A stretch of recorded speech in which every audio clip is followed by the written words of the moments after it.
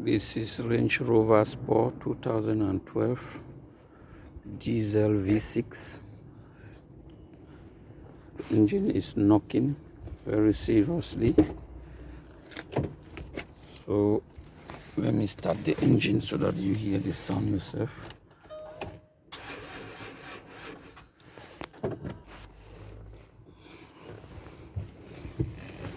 Let me start the engine.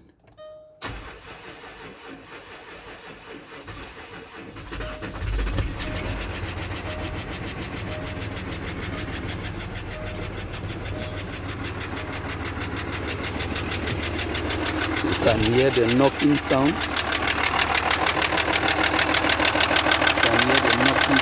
This should be the crankshaft that is making noise. So I have to tip off the engine today to see exactly what is happening.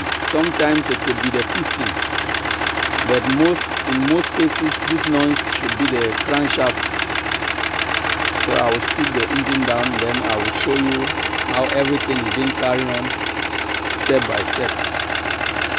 So that's the noise. So share your idea with me. What do you think could be the problem?